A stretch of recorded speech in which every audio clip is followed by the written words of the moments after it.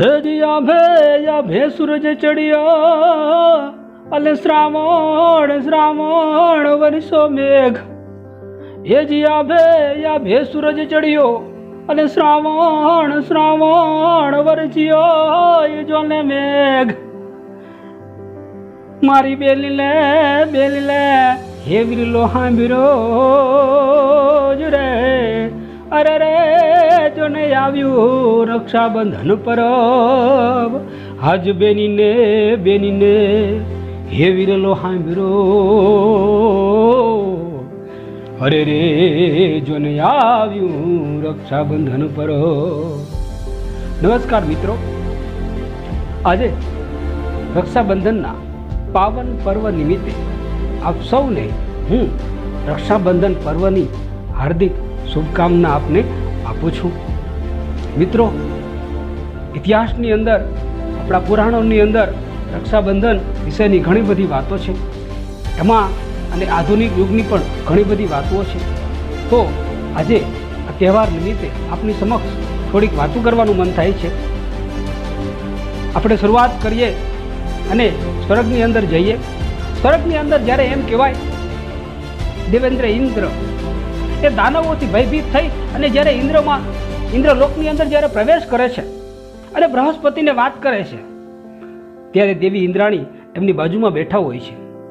દેવી ઇન્દ્રાણી સૂતરનો એક ધાગો લઈ અને મંત્રોચ્ચાર કરી અને દેવેન્દ્ર ઇન્દ્રના હાથે રક્ષા બાંધે છે અને દેવેન્દ્રને કહે છે કે હે દેવેન્દ્ર, હવે તમે યુદ્ધની માલિપા જાઓ, તમારો વિજય થશે. અને એ યુદ્ધની અંદર દેવેન્દ્રનો વિજય થાય છે. આવી તો ઘણી બધી વાતો છે.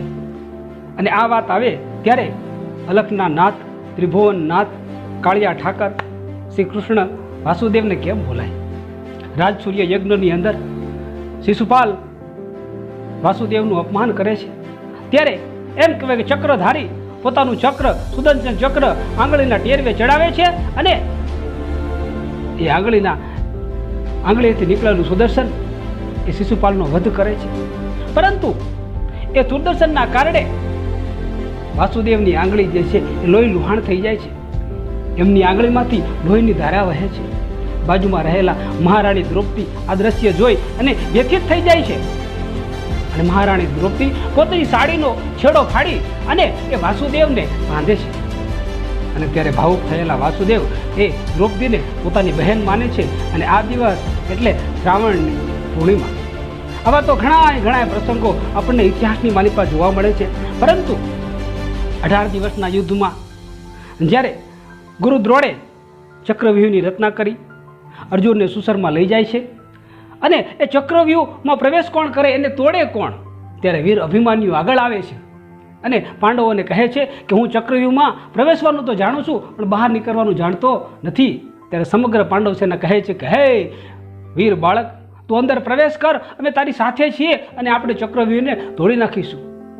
આ સમાચાર શિબિરની અંદર રહેલા જ્યારે માતા કુંતાને મળે છે, ત્યારે વ્યથિત દુઃખી પોતાના પૌત્ર માટે એમ કહેવાય કે રણભૂમિની અંદર માતા કુંતા આવે છે અને અભિમન્યુના હાથે રાખડી બાંધે છે.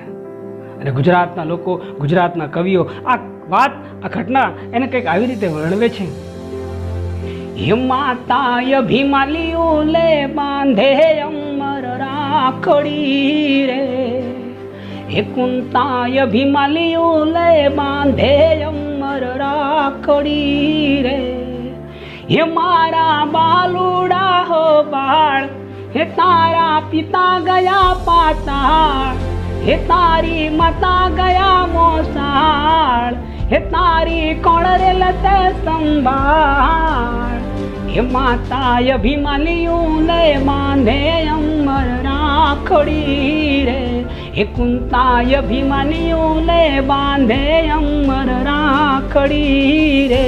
અને એ વીર અભિમન્યુ માતાના તાતને રક્ષા છે એના કારણે એ યુદ્ધમાં જાય છે. કૌરવ પાંડવને ભગાડવા માટે મજબૂર કરે છે. ઘાયલ અસહાય વીર અભિમન્યુ કૌરવોના હાથે વીરગતિને પ્રાપ્ત થાય છે. આવી ઘણી વાતો ઇતિહાસની અંદર જોવા મળે છે. અને જ્યારે રક્ષાબંધન પર્વની વાત આવે, રાજા બલિ અને માતા લક્ષ્મીને કેમ ભૂલાય? રાજા બલિ જ્યારે યજ્ઞો કરે છે ત્યારે વ્યથિત ઇન્દ્ર વિષ્ણુને વિનંતી કરે છે અને વિષ્ણુનું વિનંતી સાંભળી અલખનો નાદ નોધારાનો આધાર વામન રૂપ ધરી અને એમ કહેવાય કે બલિરાજાની સામે આવે છે અને વામન રૂપ ધરી અને એના 3 વચનો માંગે છે. બલિરાજા એ આપવા તૈયાર થાય છે અને એ 3 ડગલા 3 ભૂમિ જમીન માંગે છે. બલિરાજા પ્રસન્ન હૃદયે ભૂમિ આપવા તૈયાર થાય છે, પરંતુ આ તો અલખનો નાથ કહેવાય. પ્રથમ અને દ્વિતીય પગલે એમ કહેવાય આકાશ અને પૃથ્વી એ માપી લે છે. હવે ત્રીજો પગ ક્યાં મૂકશે?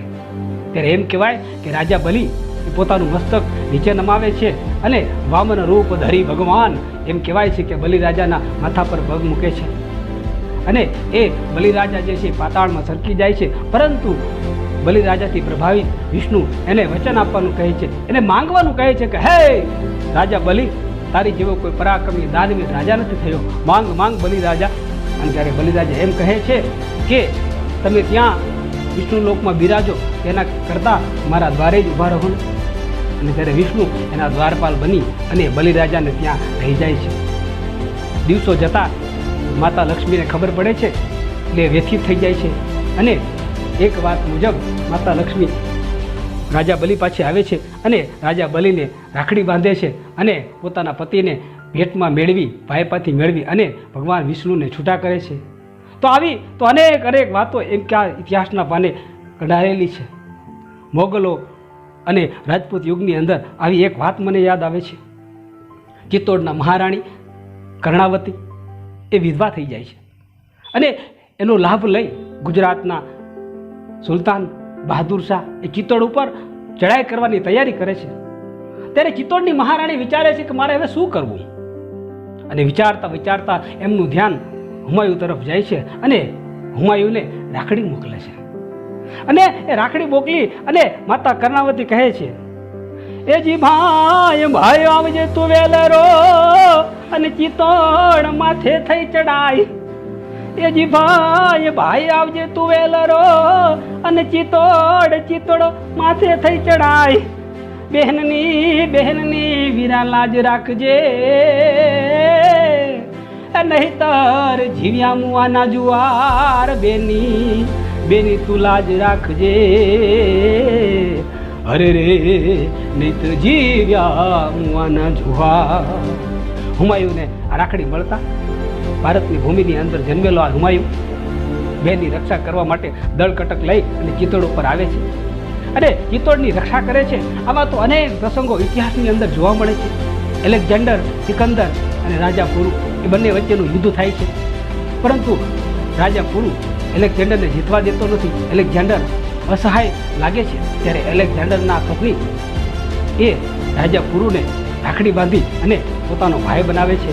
તો આમાં તો અનેક પ્રસંગો જે છે આપણને ઇતિહાસની અંદર જોવા મળે છે.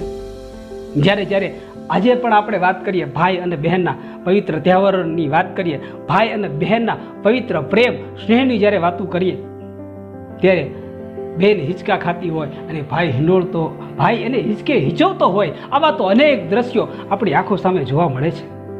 અને આવી જ જ્યારે વાત આવે ત્યારે હું ભૂતકાળની અંદર જોતો રહું છું અને મને ખૂબ સરસ ગમતું એ ગીત આપની સમક્ષ એની થોડીક પંક્તિઓ હું અહીંયા રજૂ કરું છું.